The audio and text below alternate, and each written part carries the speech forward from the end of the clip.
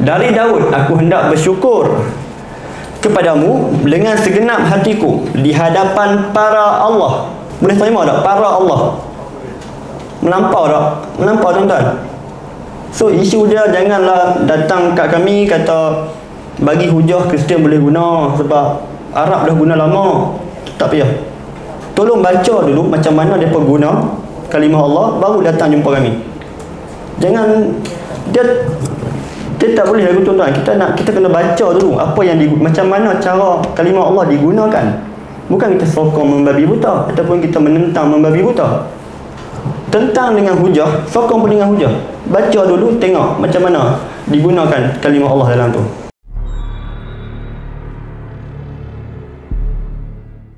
Dokumen Septuagint ni jadi popular lah di kalangan, sebab kan bahasa Yunani kan bahasa dunia pada waktu tu, sebagaimana bahasa Inggeris hari ni lah.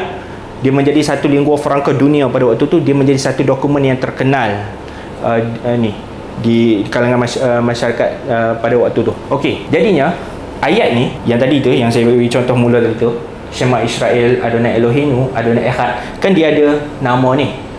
Macam mana dia berbuat dengan nama ni dalam terjemahan? Kalau dalam teks asal pun tulis tapi dia tak baca, macam mana dia berbuat untuk teks terjemahan? Menukarkan terus istilah tu menjadi istilah kurios. Kurios kat sini. Kurios ni sama maksud dengan Adonai. Maksud dia tuan, master ataupun lord. Jadi sebab tu terjemahan masih samalah. Kalau kita faham bahasa kita, tuan kita. Kurios. Jadi dia tak sebut nama Tuhan tu. Dia gantikan dengan kurios. Jadi aku Israel kurios hatios hemon kurios is estin. Dalam bahasa Greek dia punya terjemahan kepada ayat tadi tu. Okey. Yang ni dia punya flow lah. Daripada teks tertulis YHWH tapi tidak dibaca, sebaliknya dibaca Adonai. Adonai ni dia tak tulis. Dia baca je. Okey, sebab tu saya berkelabu sikit ni. Sebab dia tak tulis. Dan kemudian bila diterjemah ke dalam bahasa Greek, dia terjemah sebagai kurios.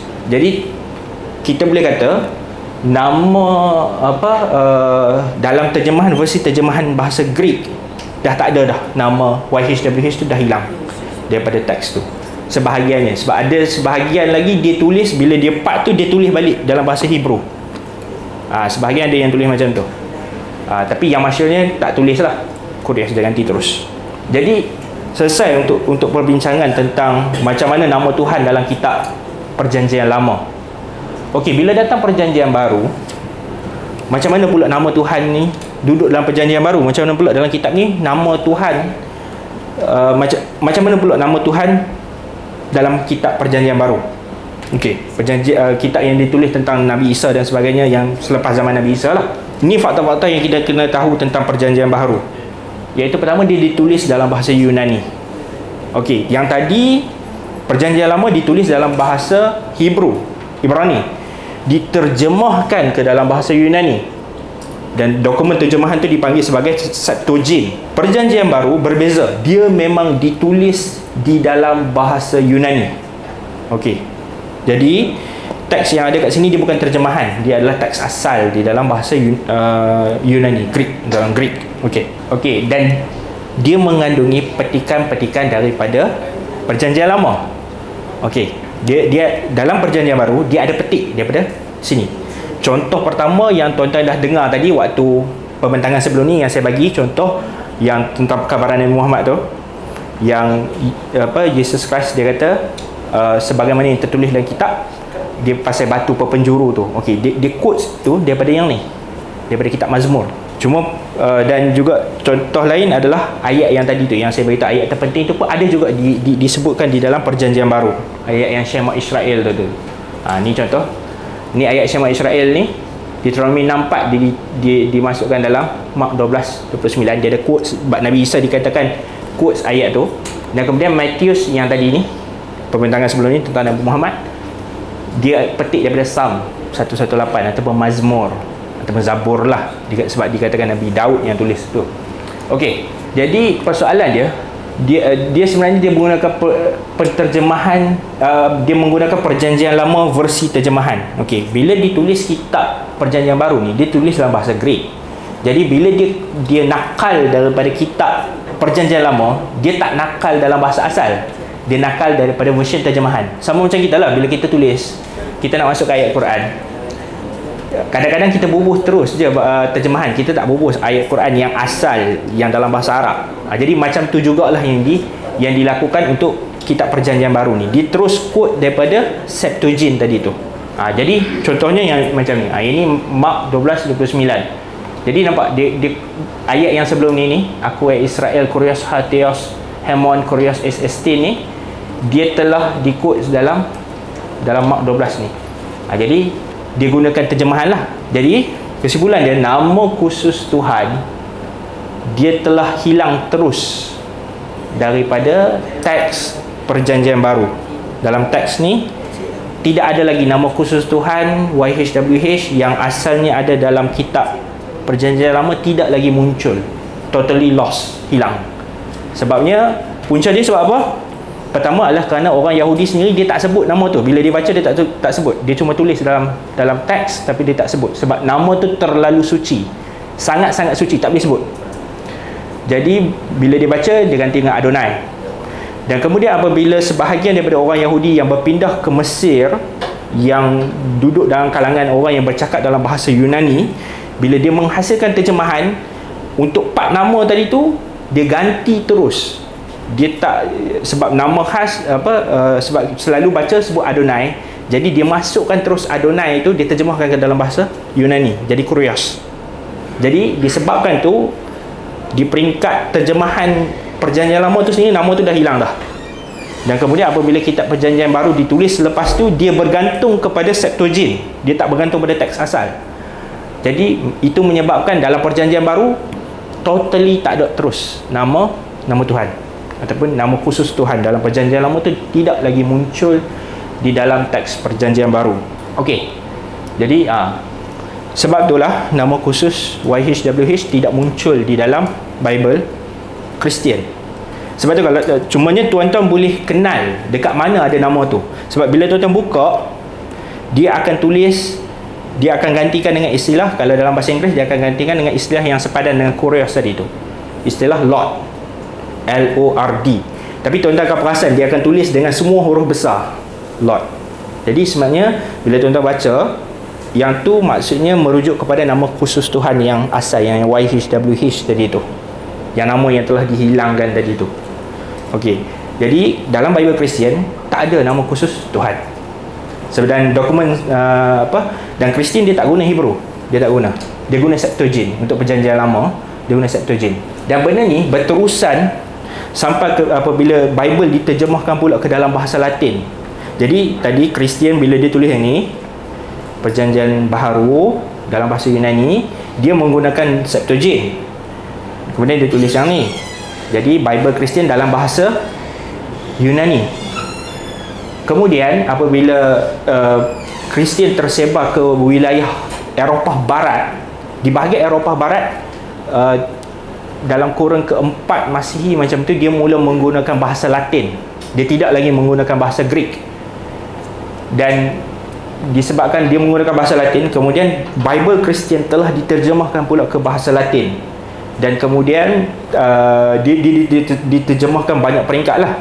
Dan yang paling masyhur sekali menterjemahkan ke dalam bahasa Latin adalah Saint Jerome. Ni Jerome. Saint Jerome ni satu tokoh besar dalam mazhab Katolik lah, dalam aliran Katolik. Dia tokoh besar. Dan dia telah menterjemahkan kitab, terjemahan dia dipanggil sebagai Vulgate. Kenapa Vulgate? Vulgar, bahasa orang awam, bahasa Latin awam. Okey. Dan Saint Jerome, satu yang special tentang Saint Jerome ni adalah dia tahu benda ni. Dia tahu bahawa Perjanjian Lama dalam bahasa Hebrew, dalam bahasa Ibrani, bahasa orang Yahudi, dia tahu. Dia bila dia buat terjemahan Vulgate, dia bahagian Perjanjian Baru daripada Greek lah, jadi dia terjemah daripada Greek. Tapi bahagian Perjanjian Lama dia tak ambil daripada Greek, dia tak ambil daripada Septuagint. Dia tahu, dia ambil daripada sini, dia ambil daripada asal, teks asal bahasa Perjanjian Lama dalam bahasa Yunani. Dan tindakan dia tu dikecam oleh sebahagian daripada tokoh Kristian pada waktu tu, antaranya Saint Augustine. Saint Augustine tak setuju dengan benda tu. Tapi dia buat juga, dan bila dia terjemahkan, okey, ini Deuteronomy 6:4 ni adalah ayat daripada Perjanjian Lama. Dia masih buat, maksud dia juga tak menterjemahkan nama khusus Tuhan tu ke dalam bahasa Latin. Dia menggantikan istilah YHWH tu kepada istilah yang sepadan dengan maksud kurios, iaitu Dominus, sama maksud Tuan, Lord. Yang ni yang Saint Jerome buat.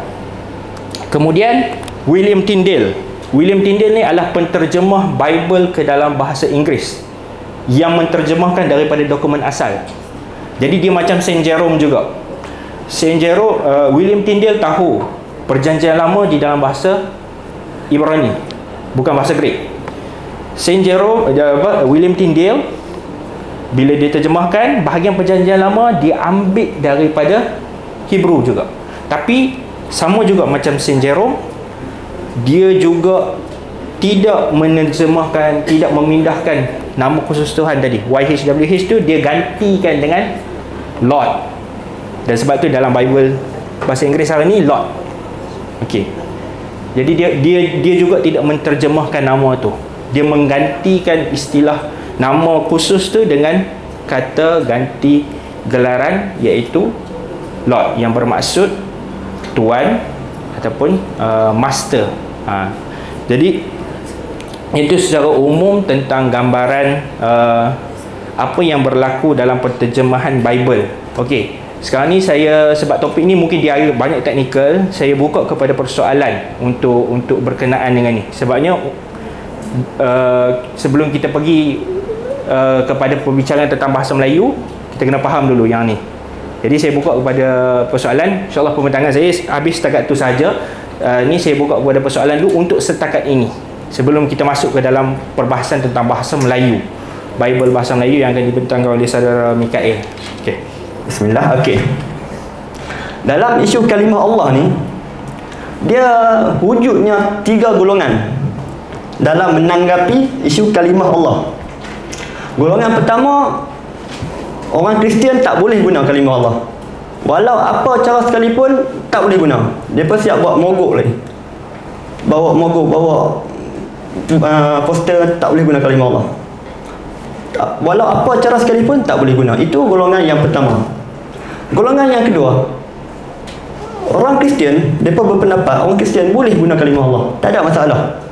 Bahkan golongan kedua ni lah yang ada sampai tahap yang mereka bawa dalil, mereka bawa hujah untuk membenarkan orang Kristian guna kalimah Allah. Sedangkan mereka belum tentu mereka baca macam mana Kristian guna kalimah Allah.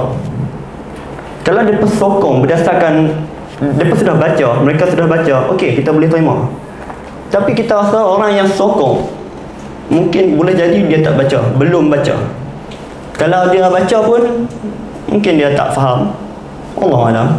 Okey, golongan ketiga adalah Kristian boleh guna kalimah Allah kalau digunakan dengan cara yang betul. Dan Kristian tak boleh guna kalimah Allah jika disalahgunakan. Jadi kesimpulannya boleh bersyarat. Dan saya secara peribadi dan juga rakan-rakan saya, stand kami di Perlis Center of Wisdom jelas boleh guna dengan syarat. Golongan yang ketiga, okey, kami di golongan yang ketiga boleh guna bersyarat. So kami bukannya black and white, hitam putih, boleh tak boleh tak. Sebenarnya ini bukan syarat pun. Dia tak ada syarat pun. Syarat ni hanya diletakkan setelah berlakunya salah guna. Kalau tak berlaku salah guna, tak ada masalah. Tapi syarat ni terpaksa diletakkan satu syarat disebabkan sudah berlaku salah guna kalimah Allah. So stand kami jelas, boleh bersyarat jika digunakan pada tempat yang betul, dengan cara yang betul, secara berdisiplin, berhemah, boleh. Okey, kami tak melampau tolak, melampau boleh sehingga kan bawa dalil lagi nak sokong. Kami wasatiyah di tengah. Inilah sifat ahli sunnah. Setiap keadaan wasatiyah, pertengahan. Okey, kita tengok kalimah Allah yang didefinisikan oleh KBBI, Kamus Besar Bahasa Indonesia. Disebutkan Allah, nama Tuhan dalam bahasa Arab, jelas. Nama Tuhan dalam bahasa Arab. pencipta alam semesta, yang maha sempurna, yang Tuhan yang maha esa, yang disembah oleh orang yang beriman. Kita setuju? Dari setakat ni kita setuju. Tapi ini kita tak setuju. Keallahan ni, ni kita tak setuju. Okey, kemudian jelas Allah nama Tuhan dalam bahasa Arab. Okey, terusnya perkataan ilah. Ilah didefinisikan oleh KBBI, Kamus Besar Bahasa Indonesia, sebagai sembahan ataupun yang disembah. Ilah ni adalah satu sebutan umum. Dia bukan nama, dia bukan kata nama khas. Dia sebutan umum. Apa saja yang disembah, sama ada sembahan itu benar atau salah atau palsu, boleh disebut sebagai ilah. Itu jika perkataan itu adalah sebutan umum. So kita kena jelas, Allah nama Tuhan, nama khas bagi Tuhan. Ilah sebutan umum. Apa saja yang disembah. Kalau pokok, ada orang sembah pokok, kita boleh sebut sebagai ilah. Ilah mereka. Okey, ni antara bentuk kesalahan yang berlaku dalam Lembaga Alkitab Indonesia. Dikatakan dalam kitab Keluaran Perjanjian Lama, sekarang aku tahu bahawa Tuhan lebih besar dari segala Allah. Tuhan lebih besar dari segala Allah. Dan seterusnya. Apa yang salah? Dua kesalahan kat sini. Pertama, sepatutnya Allah lebih besar, bukan Tuhan lebih besar dari segala Allah. Sepatutnya Allah lebih besar dari segala Tuhan. Kesalahan yang kedua, kalau tuan-tuan perasan, apa yang perasan pada kalimah Allah tu? Huruf kecil. Antara ini dua kesalahan pokok yang menghasilkan kesalahan-kesalahan yang lain. Ini kesalahan yang besar, dua ni. Kalau kita tengok ledeka, okey, sebab apa kita gunakan ledeka sebagai perbandingan? Adakah sebab kena dengan selera kita ataupun sesuai dengan selera kita, maka kita jadikan ledeka sebagai perbandingan? Tak. Antara sebab ataupun alasan mengapa kami menjadikan terjemahan ledeka sebagai perbandingan, seperti yang kita sebut tadi, sebelum ledeka tidak ada Bible bahasa Melayu yang lengkap yang terdiri daripada Perjanjian Lama dan Perjanjian Baru. Perjanjian Lama dan Perjanjian Baru ataupun Bible terjemahan Melayu yang lengkap hanya ada selepas 1733. So itu alasan kita kenapa kita jadikan terjemahan ledeka sebagai perbandingan. Okey, baik. Kalau kita tengok ledeka terjemah berbunyi, sekarang aku tahu bahawa besarlah Huwa daripada segala dewata sekalian. Ledeka menggunakan Huwa, dia. Baik. Dia tak guna Allah. Baik. Walaupun ledeka ada guna Allah, tapi di tempat lain. Tapi kebanyakan ledeka kita tengok, setakat penelitian saya secara rambang, saya tak pergi one by one, secara rambang je, ledeka kebanyakan kalimah Allah digunakan dengan cara yang betul. Itu setakat penelitian yang secara rambang, saya tak check one by one. Okey, ledeka menggunakan Huwa. Jadi nak dibandingkan dengan lembaga Alkitab dengan ledeka, sangat beza, banyak perbezaan. Kalau kitab awal tak guna pun Allah di tempat tu, walaupun Alkitab ataupun Bible. Bila saya sebut Alkitab, samalah dengan Bible. Okey, Bible yang awal tidak sebut pun Tuhan di tempat tu, ataupun tidak sebut pun Allah di tempat tu. Kita semak bila, kita check bila Bible apa pun, terjemahan siapa pun, dia pun tak guna Allah pada tempat ni. Ini bukan tempat untuk digunakan kalimah Allah. Okey, baik. Kita guna terjemahan lama. Kita cek terjemahan lama. Okey, sebab apa kita jadikan terjemahan lama ni sebagai perbandingan ataupun sebagai data sokongan, perbandingan sokongan? Kita guna ni sebab apa? Sebab terjemahan lama ni diterbitkan oleh penerbit yang sama, LAI ataupun LAI, Lembaga Alkitab Indonesia. Kebiasaannya tuan-tuan, kalau orang tulis buku keluaran pertama ni selalunya banyak kekurangan. Selalunya kebiasaannya, terbit edisi kemas kini, terbit buku yang baru, dia akan lebih baik. Kesalahan dan kesilapan dia makin berkurang berbanding terbitan yang lama. Tapi kalau tuan-tuan tengok beza dia macam mana, dalam terjemahan lama, terbitan LAI berbunyi, sekarang ku ketahui bahawa besarlah Tuhan daripada segala dewata. Tak guna kalimah Allah kat sini. Ayat yang sama, penerbit yang sama, tahun yang berbeza. Dia bercanggah dengan kebiasaan. Kebiasaannya terjemahan baru ataupun terbitan baru, dia akan lebih elok berbanding yang lama. Dalam kes kalimah Allah dalam Bible, versi LAI, Lembaga Alkitab Indonesia, yang lama lebih baik daripada yang baru. Okey. Jelas nampak di mana kesalahannya? InsyaAllah, alhamdulillah. Okey. Ini bukti scan daripada kitab Ledecker. Kita dah baca tadi ya. Okey, ini bukti.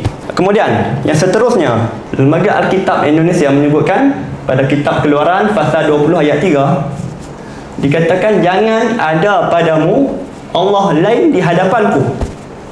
Jangan ada padamu Allah lain di hadapanku. Baik. Sama kita buat perbandingan dengan Ledecker. Ledecker kata apa? Jangan ada padamu lain daripada, jangan ada padamu ilah lain daripada hadiratku. Ledecker tidak menggunakan Allah pada tempat tu.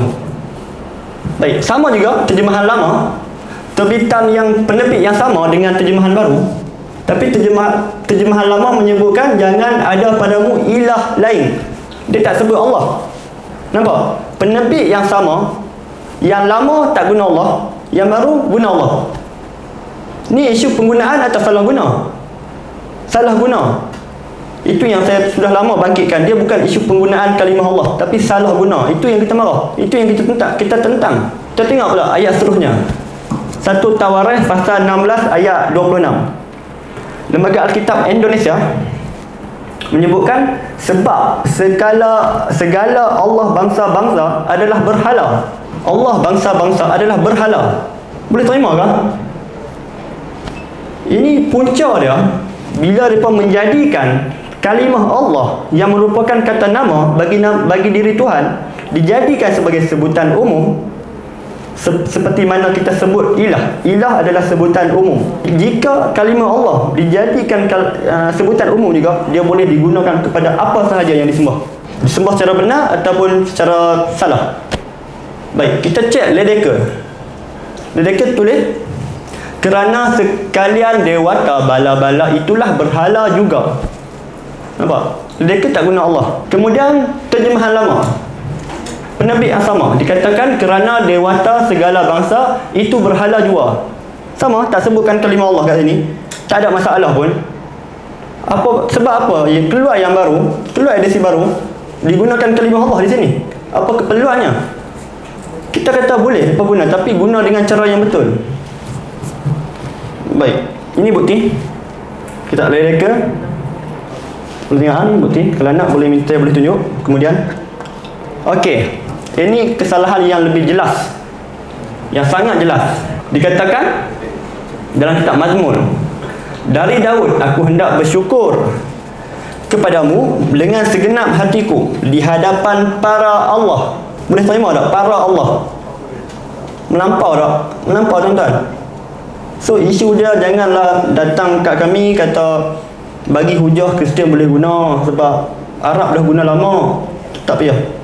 Tolong baca dulu macam mana mereka guna kalimah Allah, baru datang jumpa kami. Jangan dia tak boleh lagu tuan-tuan. Kita kena baca dulu apa yang macam mana cara kalimah Allah digunakan. Bukan kita sokong membabi buta ataupun kita menentang membabi buta. Tentang dengan hujah, sokong pun dengan hujah. Baca dulu, tengok macam mana digunakan kalimah Allah dalam tu. Baik, kita tengok Ledecker. Dikatakan Mazmur Daud, aku akan puji engkau dengan segenap hatiku di hadapan dewa-dewa. Aku akan bermazmur bagimu. Ini Ledecker, kitab yang tertua yang lengkap. Ini kitab yang kuno yang lengkap. Dia tak sebut Allah, disebut dewa-dewa. Okey, penerbit yang sama, terjemahan lama, berbunyi Mazmur Daud, bahawa aku hendak memuji akan dikau dengan segenap hatiku dan di hadapan segala dewata. Nampak? Penerbit yang sama. Ni yang lama, sana yang baru. Hak lama elok, hak baru hancur. Baik, terusnya terjemahan baru Lembaga Alkitab Indonesia menyebutkan pada ayat Daniel pasal 11 ayat 36, raja itu akan berbuat sekehendak hati. Ia akan meninggikan dan membesarkan dirinya terhadap setiap Allah. Ini sama saja tuan-tuan. Ini antara bentuk kesilapan yang sama yang diulang-ulang-ulang. Sebab apa? Sebab kesalahan pokoknya adalah menjadikan kalimah Allah sebagai sebutan umum. dan menggunakan huruf kecil untuk ejaan Allah. Ni antara dua kesalahan pokok yang menghasilkan segala kesalahan-kesalahan yang lain. Kita boleh selesai dua masalah pokok ni, insya-Allah selamat, boleh guna kalau digunakan pada tempat yang betul. Okey, Lydekker menyebutkan, maka raja itu akan berbuat turut barang keredaannya, dan ia akan meninggikan dan membesarkan dirinya ke atas sekalian ilah.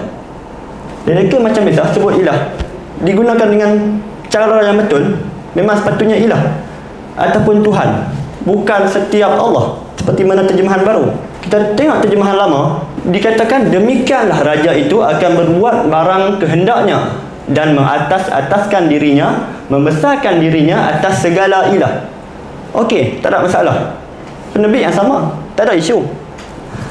Okey, saya nak terang, bila kita tak bagi Kristian gunakan kalimah Allah, salah guna, kita tak bagi bukan disebabkan Allah adalah perkataan bahasa Arab, Nabi kita orang Arab bercakap dalam bahasa Arab, Al-Quran kita bahasa Arab, jadi perkataan Allah daripada bahasa Arab, maka orang Kristian tak boleh guna. Bukan sebab tu tuan-tuan. Buktinya perkataan ilah dari bahasa apa? Dari bahasa Arab.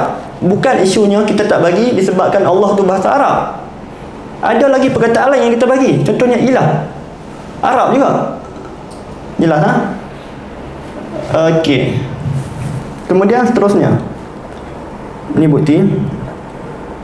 Okey, seterusnya, pada kisah para rasul pasal 7 ayat 40, dikatakan dalam terjemahan baru Lembaga Alkitab Indonesia, kepada Harun mereka berkata, buatlah untuk kami beberapa Allah, dan seterusnya. Kita tengok versi Melayu Baba. Okey, baik. Sebab apa kali ini kita gunakan versi Melayu Baba sebagai perbandingan, sedangkan sebelumnya kita guna Lydekker? Bukan kita cherry picking atau disebabkan kena dengan selera kita maka kita guna, tak. Pertama, disebabkan kitab ni hanya perjanjian baru, maka ayat yang kita sebut sebelum ini dalam perjanjian lama. Jadi macam mana kita nak buat semakan berdasarkan ni? So, ada sebab mengapa kami gunakan ini. Kedua, disebabkan kami ada bukti di tangan kami. Bila ada orang yang tak puas hati, kami boleh tunjuk. So, kami jadikan ini sebagai bukti. Kalaulah kami ada manuskrip Lydekker, maka kami akan guna terjemahan Lydekker sebagai perbandingan. So, kami akan guna apa yang kami boleh bertanggungjawabkan. So, diterbitkan oleh orang Kristian, bukan orang Melayu. Baik, dikatakan dalam versi Melayu Baba 1913, serta kata sama Harun, bikinlah kita datuk-datuk yang boleh pergi depan kita. Kalau tuan-tuan perasan, dia gunakan datuk-datuk. Bahasa Melayu Baba ni adalah bahasa yang dipertuturkan oleh keturunan Cina. So, kalau tuan-tuan perasan, dia seolah-olah adanya pengaruh kepercayaan luar, kepercayaan Cina. Dalam Cina daripada sembahan Datuk Gong, Datuk. Ini bahasa Melayu Baba ni adalah bahasa yang digunakan oleh keturunan Cina, Cina peranakan. So, dia masuklah pengaruh tu, datuk. Okey, tak ada masalah. Mereka nak guna apa, datukkan nenek ke, ikut suka mereka, tak ada masalah. Tapi tempat ni tak boleh guna Allah. Itu mutamat. Tak boleh guna Allah tempat ni. Seterusnya, kitab suci Injil kita buat lagi sebagai, kita bandingkan pula dengan ini pun terbitan LAI, Lembaga Alkitab Indonesia. Penerbit yang sama macam mana yang penerbit yang terbitkan kitab ini adalah penerbit yang terbitkan kitab ini. Terbitan tahun 2000. Kita tengok apa yang ditulis. Mereka berkata kepada Nabi Harun, buatlah bagi kami beberapa ilah. Beberapa ilah, bukan beberapa Allah. Tuan nampak tak? Penerbit yang sama, bukan penerbit lain. Ini bukannya penerbit Dewan Bahasa dan Pustaka ke tak? LAI, Lembaga Alkitab Indonesia. Yang sana pun Lembaga Alkitab Indonesia. Tahun yang berbeza, sana guna Allah, sini guna ilah. Tuan nampak? Berdasarkan ini semua berpunca daripada dua kesalahan pokok yang saya sebut sebelum ni. Jadikan kalimah Allah sebagai sebutan umum, eja dengan huruf kecil. Okey. Kemudian sama juga Lembaga Alkitab Indonesia menyebutkan sebab sungguh pun ada apa yang disebut Allah baik di sorga maupun di bumi, dan memang benar ada banyak Allah dan banyak Tuhan. Baik, kita tengok Melayu Baba. Dalam ayat ni dikatakan, kena kalau ada pun yang disebut dewa-dewa baik di langit baik di atas bumi, seperti ada banyak juga dewa-dewa. Ini yang awal. Ini syllabus ni Melayu Baba ni antara yang terawal lah, 1913. Tapi tak guna Allah. Lembaga Alkitab terjemahan baru guna Allah. Okey, yang ni penerbit yang sama pun tak guna Allah, diguna ilah. Kerana sekalipun apa yang disebut ilah itu benar-benar ada baik yang di langit maupun yang di bumi. Memang benar ada banyak yang disebut orang sebagai ilah, bukan Allah. Bukan disebut Allah, bukan memang benar ada banyak Allah, bukan. Ni penerbit yang sama ni. Pasal apa sana sini ni tak boleh buat? Sini tak guna kalimah Allah, sana guna. Sebab apa? Ini isu yang kita bangkitkan. Okey, ni menarik tuan-tuan. Tentang bentuk, tadi kita sebut tentang Lembaga Alkitab Indonesia. Mungkin ada orang kata itu semua berlaku kat Indonesia aja, Malaysia tak ada apa. Mungkin ada yang kata itu, dan saya pernah dengar.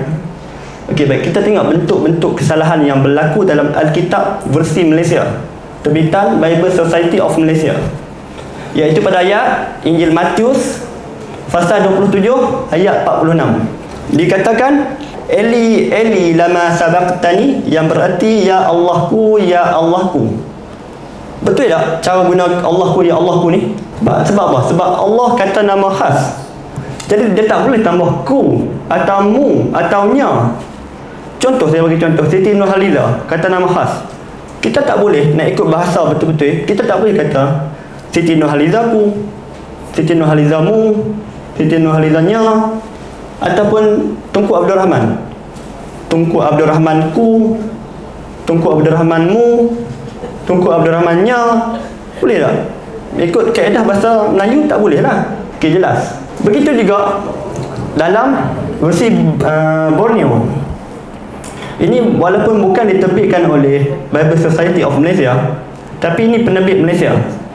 Ini digunakan oleh umat Kristian di Sabah dan Sarawak. Versi Borneo, Alkitab versi Borneo. Sama, melakukan kesalahan yang sama juga. Dikatakan Allahku ya Allahku. Yang menariknya tuan-tuan, dalam kata pengantar ataupun mukadimah penterjemahan ni, dikatakan untuk menghasilkan terjemahan versi Borneo ni, mereka menggunakan hikmat-hikmat yang sekumpulan Kristian yang ahli dalam bahasa. Mereka menggunakan hikmat pakar Alkitab, pakar penterjemahan, dan mereka menggunakan hikmat sekumpulan Kristian yang takut akan Tuhan. Kita dengar baguslah. Mereka nak terjemah ni, mereka guna orang yang pakar dalam bahasa Malaysia. Disebut mereka guna sekumpulan Kristian yang pakar dalam bahasa Malaysia dan yang takut akan Tuhan. Tapi kalau kita tengok, salah yang bukan salah yang kecil ni, bukan salah yang kecil. Ini kesalahan yang besar yang diulang-ulang. Kesalahan ni bukanlah berlaku dalam 1-2 ayat yang kami perlu susah payah mencari-cari kesalahan, tak. Buka saja akan jumpa kesalahan yang seperti ini, kesalahan yang konsisten. Ya Allahku, Allahmu dilakukan. Jadi sama ada dua tuan-tuan. Sama ada penterjemah ni tak pakar bahasa Malaysia, dan yang kedua penterjemah ni tak takut Tuhan. Setuju tak? Okey, baik. Yang menarik tuan-tuan, ini bentuk kesalahan yang dilakukan dalam Alkitab Berita Baik Malaysia. Kesalahan yang dilakukan secara konsisten, bukan pada 1-2 ayat. Allahku, Allahmu, Allah kamu, Allahnya, Allah mereka, Allah kita. Allah apa yang tak ada? Semua ada. Lengkap satu set. Dia datang satu set. Ni Bible bahasa Melayu Malaysia, penerbit di Malaysia. Bukan, kami tak perlu susah payah nak untuk cari kesalahan. Buka saja akan jumpa. Setiap halaman akan ada penggunaan seperti ini. Allahku, Allahnya, Allah mereka, Allah kita, Allah kamu, Allah apa yang tak ada? Semua ada. Lengkap satu set. Buy one, free, 6. Okey, ini bentuk kesalahan yang dilakukan secara konsisten. Okey, baik. Ini contoh kesalahan bagaimana Alkitab Berita Baik ni menggunakan kalimah Allah sekadar sebagai sebutan umum, bukan sebagai nama khas pun. Contohnya, kitab Mazmur dikatakan Tuhan ialah Allah kita. Yang tepatnya Allah adalah Tuhan kita. Nampak? Seterusnya, Tuhan sahaja Allah dan tiada yang lain. Sepatutnya Allah sahaja Tuhan, bukan Tuhan sahaja Allah. Seterusnya, Allahku dan Allahmu. Sepatutnya Tuhanku dan Tuhanmu. Kalaulah tuan-tuan, kalaulah ada Allahku dan Allahmu ni, kalau itu Allah orang Hindu tak mahu sebutlah dewa, dewa Shiva, Vishnu, dewa ataupun Allah orang apa, musyrikin Arab, Lata, Uzza. Tak boleh lah. Seterusnya dikatakan ulangan, ingatlah bahawa Tuhan Allah kamu satu-satunya Allah. Yang sebetulnya Allah kamu satu-satunya Tuhan. Dalam Alkitab Berita Baik tuan-tuan, versi Malaysia, ada ayat di mana kalimah Allah digunakan untuk maksud sebutan umum dan digunakan sebagai kata nama khas dalam satu ayat. Contoh dia dalam kitab Mazmur pasal 50 ayat 7. Dikatakan akulah Allah, Allah kamu. Akulah Allah bermaksud kata nama khas, dan Allah kamu bermaksud sebutan umum. Yang sepatutnya disebutkan akulah Allah, Tuhan kamu. Betapa celarunya penterjemahan BSM, Bible Society of Malaysia, dalam satu ayat digunakan kalimah Allah untuk dua maksud, sebagai sebutan umum, sebagai kata nama khas. Betul-betul celaru tuan-tuan. Okey, baik. Antara bukti menunjukkan Alkitab Berita Baik Malaysia ni tidak menjadikan kalimah Allah sebagai nama Tuhan ialah pada ayat Yesaya. Dikatakan Allah Israel, Allah yang suci, membebaskan kita. Namanya Tuhan yang Maha Kuasa. Jadi nama Tuhan, nama khas bagi Tuhan mereka adalah Tuhan yang Maha Kuasa, bukannya Allah. Ini bukti macam mana mereka guna kalimah Allah, bukan guna sebagai nama Tuhan.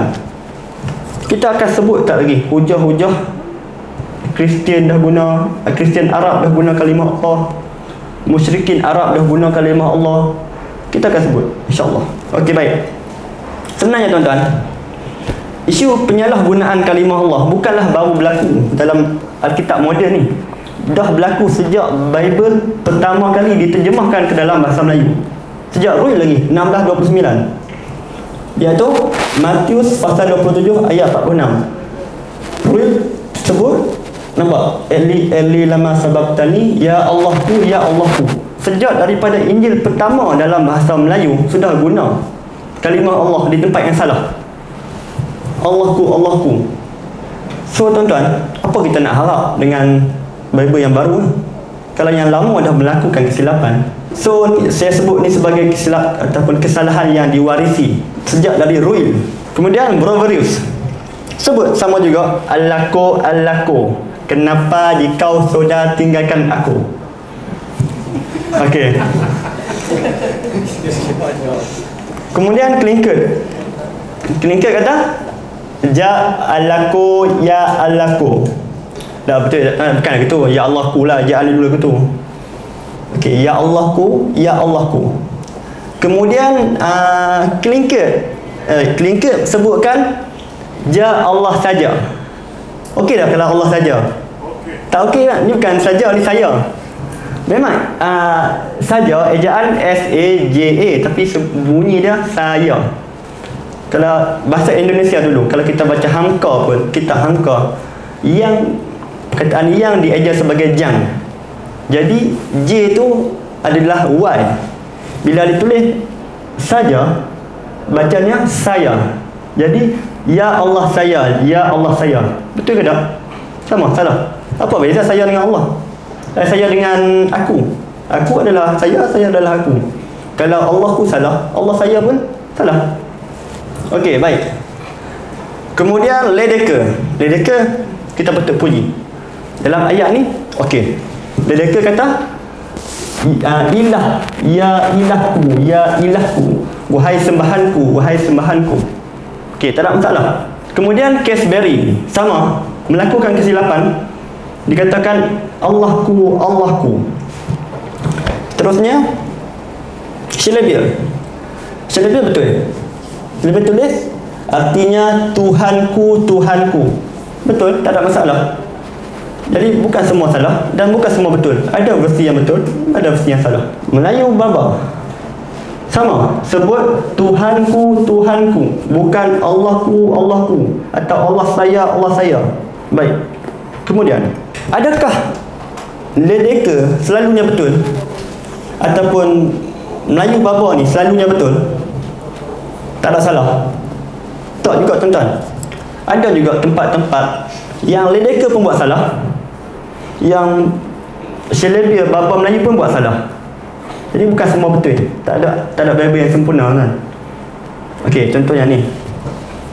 Dikatakan apa tuan-tuan? Kaabah ni khas kiblat umat Islam yang ada di Arab Saudi. Ni khusus. Tiba-tiba digunakan Kaabah bukan untuk merujuk kepada Kaabah yang berada di Arab Saudi. Jadi dikatakan habis itu Iblis bawa dia pergi negeri suci dan kasih dia berdiri di atas Kaabah punya kemuncak. Ni ada perkataan Kaabah dalam ni. Jadi Syilabir pun bukan semuanya betul. Begitu juga Ledeka betul di ringkit Kaabah. Jadi Ledeka pun di tempat lain, walaupun Ledeka kebanyakan ayat yang menggunakan kalimah Allah, kebanyakan Ledeka ni okey.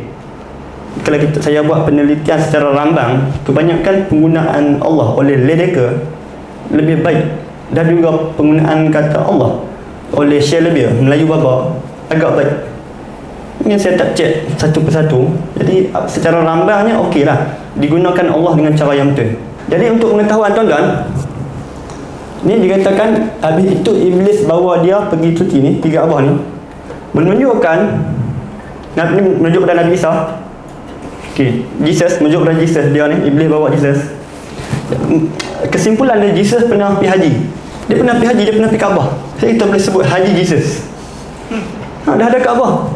Betul ke Kaabah tak? Jadi banyaklah kesalahan kalau kita nak cek disalahguna ni, banyaklah. Bukan istilah Islami, bukan hanya Allah yang disalahguna, Kaabah pun disalahguna. Kaabah bukan ada dua. Okey, mungkin dia pernah gunakan secara panggil sebutan umum. Kaabah tu merujuk kepada rumah masjid yang petak. Tapi sudah sedia maklum, sebut Kaabah dia akan merujuk kepada kiblat umat Islam. Walaupun boleh ditafsirkan sebagai bangunan yang petak, tapi tak, ni dah maklum lah, ma'ruf sebagai kiblatnya umat Islam. Tak boleh ditakwil-takwil lagi. Seterusnya, ini sebagai kesimpulan berdasarkan apa yang kita bincang sebelum-sebelum ni. Okey, apa implikasi bila kita menggunakan kalimah Allah hanya sebagai sebutan umum, bukan sebagai kata nama? Baik. Jika kalimah Allah digunakan sebagai sebutan umum, dia akan membawa implikasi ataupun kesan dia, apa sahaja yang disembah oleh manusia boleh dipanggil sebagai Allah. Apa saja, sama ada Siwa, Wisnu yang disembah oleh umat Hindu boleh disebut sebagai Allah, Brahma boleh disebut sebagai Allah, ataupun Lata, Manat, Uzza yang menjadi sembahan musyrikin Arab boleh disebut sebagai Allah. Sekiranya perkataan Allah dijadikan sebagai sebutan umum, itu kesannya. So kesannya bukan kecil, besar. Sebagaimana kita boleh kata Siva, Vishnu, Brahma adalah sembahan Hindu ataupun Tuhan Hindu, maka kita bolehlah kata Siva, Vishnu, Brahma adalah Allah Hindu. Sekiranya Allah hanyalah sebutan umum, itu implikasi dia, kesan dia. Okey, implikasi menggunakan huruf kecil. Saya bagi contoh Black. Sekiranya ada orang yang bernama Black, diajar dengan B yang huruf besar. Sekiranya B diubah huruf kecil, dia akan menjadi hitam. Nama untuk nama khas bagi orang, gelaran dia Black, B huruf besar. Bila kita ubah B huruf kecil, dia akan membawa maksud hitam. Maka apa sahaja warna hitam yang ada sifat kehitaman, macam saya ni, boleh disebut sebagai Black.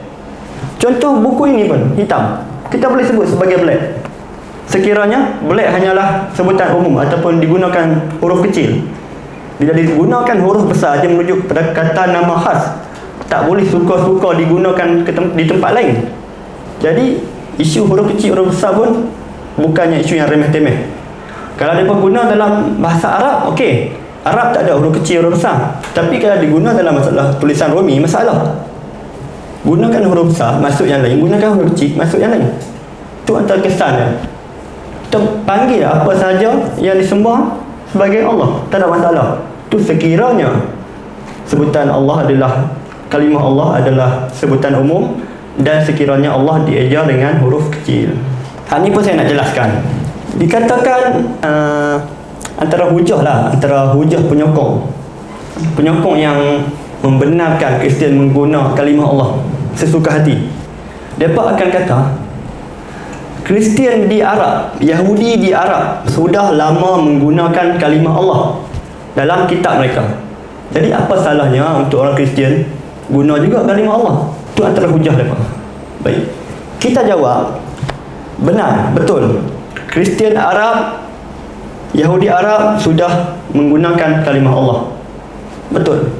Satu dakwaan yang betul. Cumanya yang membezakannya adalah Kristian Arab, Yahudi Arab menggunakan kalimah Allah sebagai kata nama khas, sebagai nama Tuhan, bukan sebagai sebutan umum. So jangan gunakan hujah Arab Kristian dah guna, Arab Yahudi dah guna. Tak boleh, tak sama tuan-tuan. Beza. Mereka guna sebagai nama Tuhan. Mereka tak guna sesuka hati. Walaupun mereka ada Trinity, tapi mereka tak guna sesuka hati kalimah Allah Kristian. Mereka orang Arab, mereka faham mana tempat yang patut guna kalimah Allah, mana tempat yang tidak patut menggunakan kalimah Allah. Apa contoh bahawa Kristian Arab ni guna kalimah Allah dengan cara yang betul?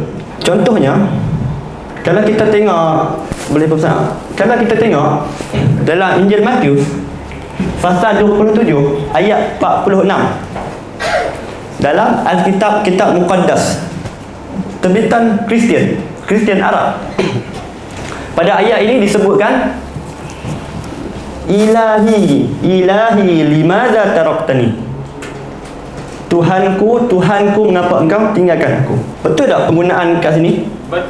Betul kan? Ilahku. Tapi kalau kita tengok yang bahasa Melayu tadi digunakan Allahku. Sepatutnya ilahku. Jelas ha? So jangan gunakan hujah Kristian Arab dah guna, Yahudi Arab dah guna. Mereka gunakan dengan cara yang betul, pada tempat yang betul. Mereka tak guna kalimah Allah sembrono. Asal nak guna. Apa saja nampak sebagai ada orang sembah, guna. Nampak tok pekong ataupun guna kalimah Allah. Tak boleh. Arab Kristian, mereka tak buat macam tu. Mereka tak guna kalimah Allah sesuka hati. Okey, baik. Kita ulang balik. Okey. So kita sudah buktikan Arab Kristian menggunakan kalimah Allah dengan cara yang betul dalam ni. Mereka tak guna Allah, mereka guna ilah pada tempat yang sepatutnya digunakan ilah, dan mereka guna Allah pada tempat yang sepatutnya digunakan Allah. Okey, penggunaan kalimah Allah oleh musyrikin. Ada juga golongan yang menyokong kalimah Allah ni. Antara dalil yang mereka bawa untuk membenarkan penggunaan kalimah Allah, dikatakan sebelum Islam musyrikin Arab sudah guna kalimah Allah. Buktinya ayah Nabi sudah nama Abdullah sebelum Nabi lahir. Jadi orang kafir pun sudah guna kalimah Allah. Kenapa kita nak larang orang Kristian guna kalimah Allah selepas Islam lahir? Dia maksudnya ni, maksudnya Allah tu sudah digunakan sebelum Islam lagi. Allah sudah digunakan oleh orang kafir. Jadi tak salah untuk Kristian gunakan kalimah Allah. Orang Arab Kristian dah kenal Allah sebelum Islam ada lagi. Itu antara hujah penyokong, para penyokong ni. Okay, kita jawab, musyrikin Arab mereka gunakan dengan cara yang betul seperti mana Kristian Arab. Itu bahasa mereka. Mereka tahu tempat mana nak guna Allah. Tak ada isu. Dan musyrikin Arab menggunakan kalimah Allah sebagai nama bagi Tuhan, nama khas bagi diri Tuhan. Mereka tak guna, mereka tak guna kalimah Allah untuk merujuk kepada Lata, Manat, Uzza. So Musyrikin Arab gunakan kalimah Allah pada tempat yang betul, bukan gunakan secara sembrono. Walaupun musyrikin tak beriman, tapi Allah digunakan dengan cara yang betul. So jangan datang bawa persamaan, bawa perbandingan, bagi hujah, bagi alasan. Musyrikin dah guna kalimah Allah lama sebelum Islam, jadi Kristian pun nak guna juga. Jangan bawa alasan tu, tak sama. Baik, musyrikin Arab menggunakan kalimah Allah dalam percakapan harian sebagai orang Arab. Mereka tak guna dalam kitab suci. Musyrikin Arab, dia tak guna dalam kitab suci apa? Seperti mana Kristian menggunakan kalimah Allah dalam kitab suci, yang mana kitab suci diterjemahkan ke dalam pelbagai bahasa dan disebarkan kepada masyarakat, termasuklah umat Islam. Jadi beza antara penggunaan oleh musyrikin Arab atau Yahudi Arab atau Kristian Arab dengan penggunaan kalimah Allah dalam Bible terjemahan Melayu. Beza. Jangan bawa hujah lain untuk membenarkan perbuatan lain. Okey, baik. Kemudian mereka tak boleh kata Kristian Arab dah guna, kami pun nak guna juga. Sebab apa? Sebab pada Kristian di Nusantara ni tidak ada pengaruh Arab. Sebab Kristian sampai masuk ke Nusantara melalui penjajah Barat. Kalau di Semenanjung, Portugis bawa aliran Katolik. Kalau di Belanda, kalau di Indonesia, Belanda bawa aliran Protestan. So yang bawa agama Kristian, yang mengenalkan agama Kristian kepada umat Melayu, masyarakat Melayu, penjajah Barat, yang mana mereka tak kenal pun kalimah Allah. So tidak ada pengaruh Arab pun pada mereka. Seandainya yang datang membawa Kristian ke alam Melayu adalah Kristian Arab, okey, ada kewajaran, ada alasan untuk mereka guna kalimah Allah, disebabkan ada pengaruh. Seperti mana Melayu, orang Melayu, bila yang bawa agama Islam kepada kita adalah orang Arab, maka banyaklah pengaruh-pengaruh Arab pada kita. Sebab tu nama sultan-sultan dulu pakai Sultan Arab. Nama orang dulu Syekh Abdul Rahman, Abdullah, Zahil, Malik, kebanyakan nama-nama Arab digunakan oleh orang Melayu, menunjukkan pengaruh Arab. Pengaruh Arab ada pada Melayu. Sebaliknya Kristian, yang bawa Kristian kepada mereka bukanlah Kristian Arab, tapi penjajah Barat yang tak kenal kalimah Allah. Jadi tidak ada kewajaran pun untuk mereka kata Kristian Arab dah guna, kami nak guna. Sedangkan bukan Kristian Arab yang bawa Islam pada mereka. So mereka boleh gunakan kalau digunakan dengan cara yang betul, tapi untuk alasan-alasan seperti ini tidak boleh digunakan. Kita jangan ambil mudah, jangan kita pandang enteng. Janganlah kita kata Allah ini berlaku kat Indonesia, berlaku pun dalam lembaga Alkitab Indonesia, bukan Malaysia. Yang kesalahan yang teruk, yang jelas kebanyakannya berlaku dalam lembaga Alkitab Indonesia. Kita tak boleh ambil enteng ataupun pandang mudah. Kerana apa? Kerana yang dilakukan dalam Alkitab Malaysia pun adalah kesalahan yang sama. Kesalahan yang dilakukan dalam lembaga Alkitab Indonesia berlaku juga dalam lembaga Alkitab Malaysia ataupun Bible Society of Malaysia. Kesalahannya sama, cuma beza dia dalam Alkitab versi Indonesia, lembaga Alkitab Indonesia salah guna mereka secara langsung. Mereka berani untuk gunakan A berhuruf kecil, sedangkan Malaysia mereka tak berani. Mereka masih menggunakan A dengan Allah dengan huruf besar. Setakat carian saya secara lamban, tak ada lagi lah yang Malaysia guna A dengan huruf kecil. So mereka tak buat kesalahan secara langsung, kita terpaksa akui secara langsung memang tak ada mereka guna A huruf kecil untuk ejaan Allah. Tapi mereka gunakan kalimah Allah yang sepatutnya digunakan sebutan umum, yang sepatutnya digunakan Tuhan, digunakan Allah. So kesalahan yang berlaku dalam Alkitab Malaysia pun, Bible Malaysia pun adalah sama seperti mana yang berlaku dalam Bible Indonesia. Bezanya Indonesia secara langsung mereka berani untuk gunakan A huruf kecil bagi kalimah Allah, Malaysia tak berani. Mereka guna A huruf besar, tapi cara penggunaannya sama, sebagai sebutan umum, bukan sebagai nama khas bagi diri Tuhan. So kita tak boleh pandang enteng. Kemudian kesalahan ni mungkin telah diikuti beberapa generasi, tuan-tuan. Sebab orang kena ingat, kita sebut tadi, berita baik versi Malaysia hanya lengkap pada tahun 1987. Jadi sebelum 1987, orang Melayu Kristian di Malaysia guna apa? Mereka guna yang Lembaga Alkitab Indonesia. Sebelum 1987 sudah berapa orang yang sesat terhadap pemahaman terhadap kalimah Allah ni, kita tak tahu. Ramai mana dah kita tak tahu, banyak mana dah berapa generasi yang sesat terhadap pemahaman kalimah Allah. Sebelum adanya yang versi Malaysia, mereka dah guna dah yang Indonesia punya. Indonesia lebih lama daripada Malaysia. So kita tak bolehlah pandang lebih piah ni Malaysia tak ada pun. Kita dah buktikan Alkitab Malaysia pun buat kesalahan yang sama, cumanya tak secara langsung. Kesalahan sama. Baik, jadi kita tak boleh pandang enteng. Sebelum adanya Alkitab Malaysia, inilah yang digunakan oleh umat Kristian Melayu di Nusantara, yang mana kita dah tunjuk salah guna yang cukup fatal lah. Baik, sebenarnya tuan-tuan, kita tak boleh kata biarlah nak berlaku di Indonesia kan, tak penting pun. Tuan-tuan, siapa boleh bagi jaminan kat saya bahawa Alkitab Indonesia tidak boleh sampai ke tangan penganut Kristian Melayu di Malaysia? Siapa boleh bagi jaminan yang kesalahan yang ataupun Bible yang versi Lembaga Alkitab Indonesia tak boleh sampai ke tangan umat Kristian di Malaysia? Tak ada siapa boleh jaminan.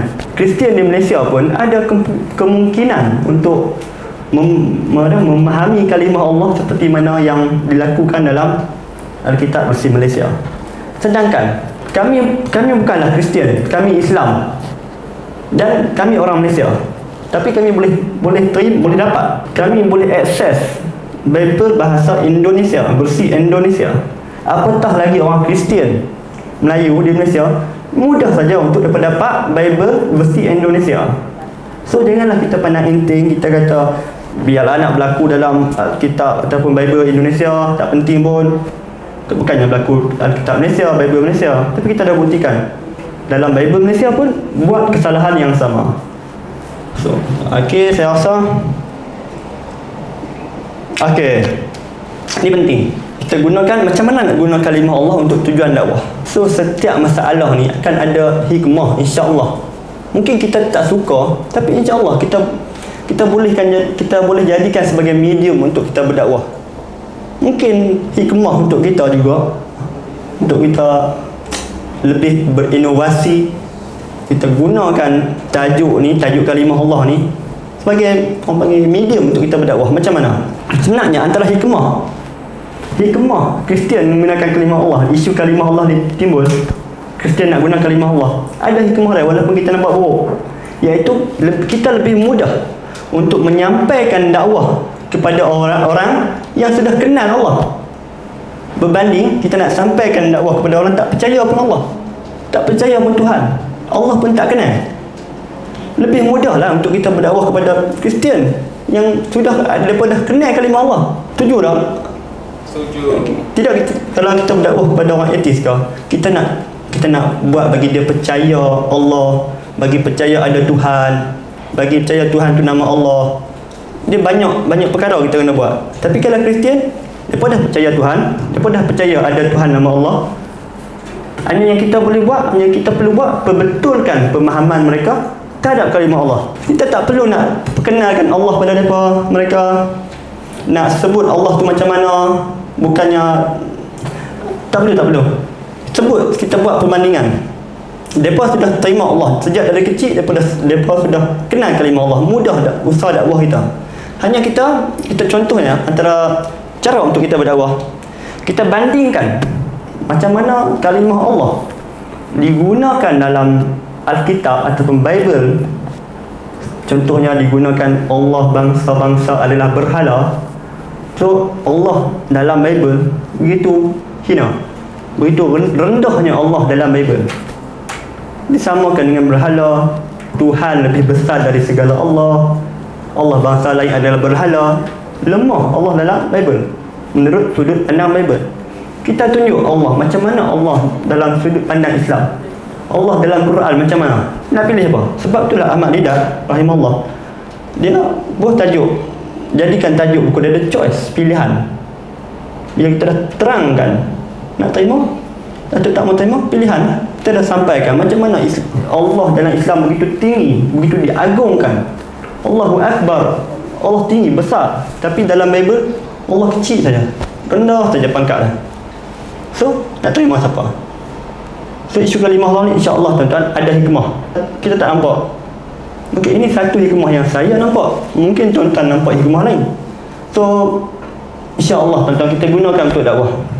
Kita perbetulkan pemahaman mereka terhadap kalimah Allah. Kalau kita takut pun, kita tak boleh buat apa. Kita kena berani, kita lawan, kita inovasikan setiap masalah yang kita hadapi.